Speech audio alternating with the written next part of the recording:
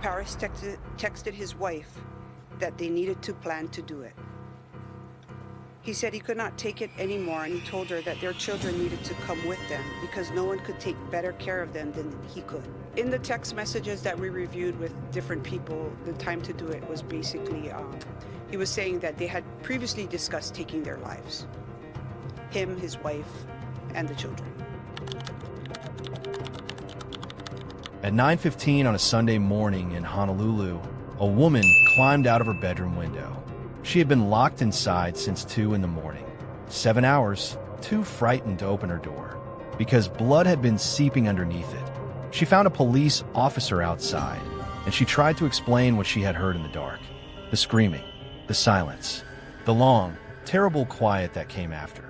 The officers entered the house.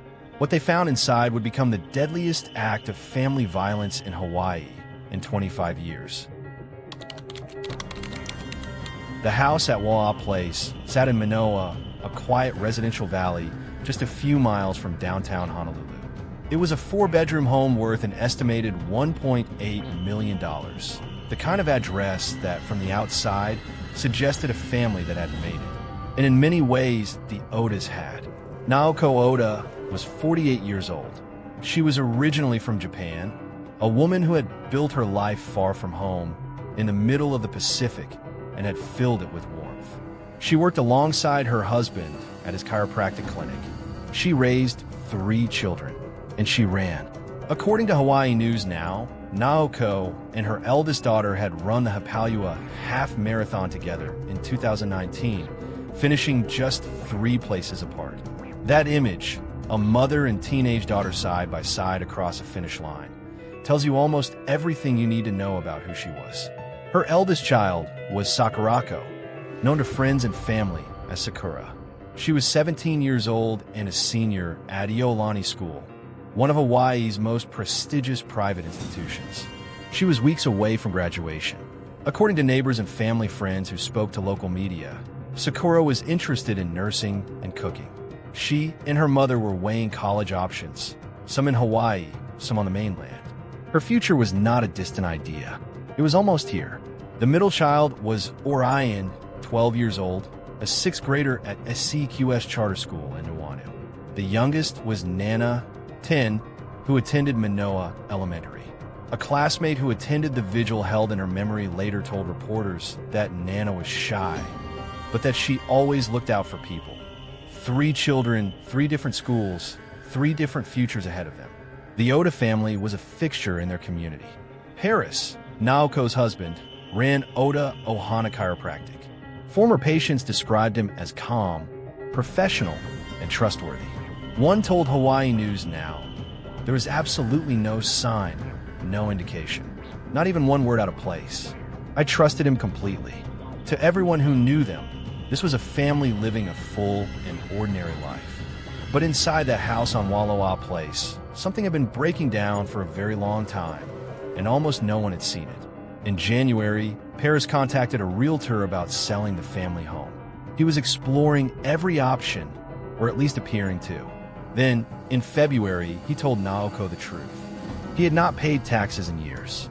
According to the HPD investigation, the couple then had a conversation that investigators would later describe as a discussion of a mutual suicide pact. Paris told Naoko he could not take it anymore. He said their children needed to come with them, that no one else could take care of them the way they could. Naoko did not agree. She offered an alternative: move to Japan, live with her parents, start over somewhere the debt couldn't follow them. According to investigators, Paris said no. He went quiet. He became distant. At some point in the weeks that followed, he sent a message to someone asking for a gun. That person never replied. He also tried to purchase a firearm through legal channels. He was unsuccessful. Early March 2024, as tax season approached, Paris's state of mind deteriorated further. He spoke to relatives. He told relatives that he would rather die before going to jail for unpaid taxes.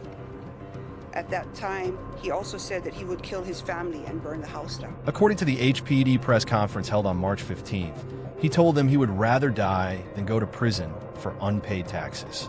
He said he would kill his family and burn the house down. Those words were spoken out loud, to real people who heard them.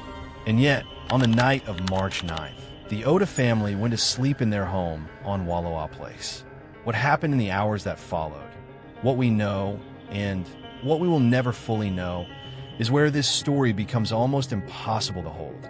On the morning of March 10th, at approximately 2 in the morning, a tenant who rented a room inside the Oda family home heard screaming. She locked her bedroom door. The screaming stopped. Silence filled the house. And then, according to investigators, she noticed blood beginning to seep under her bedroom door. She stayed where she was for hours. At 8:34 in the morning, she called 911 from her phone, an international number. Officers responded to Waloa Place. They knocked on the front door. No answer. They heard no screaming. A nearby resident said they hadn't heard anything unusual. According to HPD, the officers left.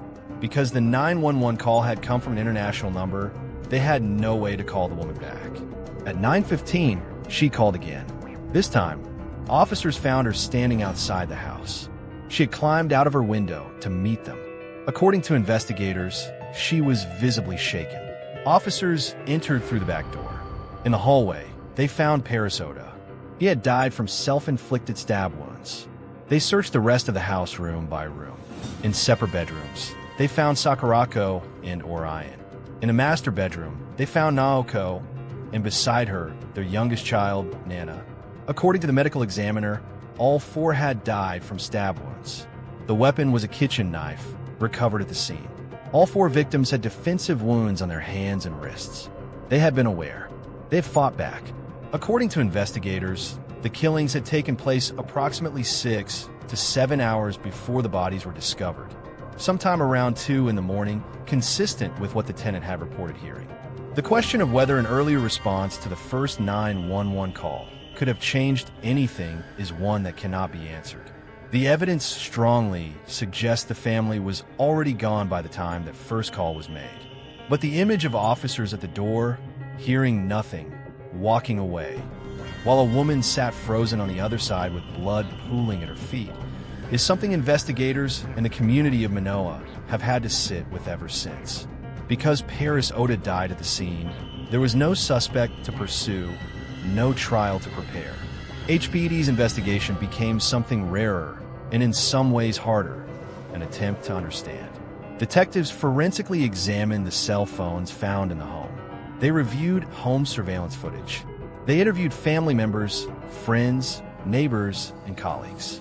What emerged, according to Lieutenant Dina Thoams of HPD's Homicide Division, who led the public investigation, was a picture of a man whose financial collapse had been years in the making, hidden from nearly everyone, including the woman who slept beside him. The cell phone records confirmed the text messages between Paris and Naoko about a plan. They confirmed the message he sent requesting a gun. They documented the conversations with relatives in which he had spoken openly about killing his family. Those conversations had happened. The words had been said, and they had not been reported. This is not said to assign blame to the relatives who heard them. People who are told something unthinkable by someone they love often cannot process it as a real threat. That is human. That is the space between a warning and a belief that it will actually happen. But it is part of this story. Here are the details that didn't make headlines. Paris Oda had an eldest daughter from a previous relationship, a young woman named Thoris Manzano. After the killings, it was Thoris and her mother who organized the GoFundMe campaign to cover the funeral expenses of Naoko and the 3 children. The woman helping to bury the family was the daughter Paris had from a life before this one. Naoko's family in Hawaii could not formally release her identity until her relatives in Japan had been located and notified. She had built her life so far from home, and when it ended, her family on the other side of the world had to be found before the world was told her name. At Manoa Elementary School, the principal dedicated a spot on campus near Nana's classroom, a tree where students could leave notes and gifts. Children who had sat beside her at lunch placed flowers there. At Iolani School, the class of 2024 prepared for a graduation ceremony that would have one name missing from it. In the weeks after the killings, as the community held vigils and planted flowers and tried to find language for something that had no adequate language, One detail from the HPD investigation kept returning to people who followed the case closely. Naoko had known something was wrong. She had known for weeks. When Paris told her about the tax debt, she didn't collapse. She proposed a solution. Japan, her parents, a new start. She was trying to save her family by any means available to her. And Paris said no. What investigators concluded, pieced together from the phone records and the family interviews, is that by the time Paris said no to Japan, he had already made a different decision. The conversations he was having with relatives about killing his family were not moments of desperation or dark ideation. They were, according to investigators, statements of intent. He had already made up his mind, which means that in the final weeks of Naoko Oda's life, she was a woman trying to find a door out of a burning building, while the person she trusted most had already decided there would be no door. She kept going. She kept working. She ran errands. She watched Sakurako prepare to graduate. She was present for her children every single day. She did not know. The Oda family story is not just a story about financial ruin. It is a story about what happens when a person decides that their shame belongs to everyone around them. Paris Oda was not a violent man by any recorded history. He had no criminal record. He had patients who trusted him. He had children who loved him.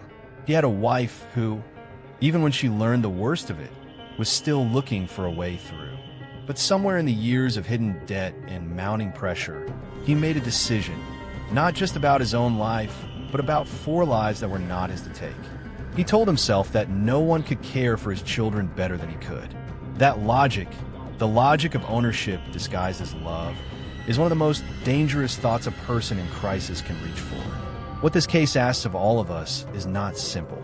It asks us to pay closer attention to the people around us who are drowning silently. The colleague who seems fine, the neighbor whose house looks perfect, the patient who never misses an appointment. Financial shame is one of the most hidden forms of suffering because it wears the mask of normalcy for so long. It asks us to take seriously the words that people say in moments of desperation, even when we cannot bring ourselves to believe them.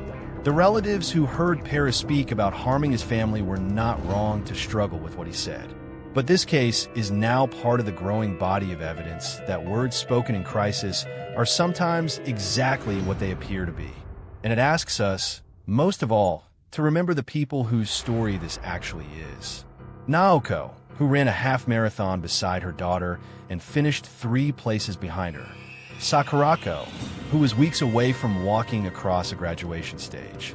Orion, 12 years old, a 6th grader with his whole middle school still ahead of him.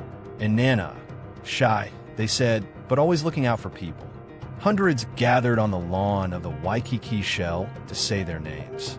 Flowers were left at a tree near a 10-year-old girl's classroom. A pink bear was placed at the top of the stairs of a house that a community could no longer walk past without stopping. Their names were Naoko, Sakurako, Orion, and Nana. They deserved every year they didn't get.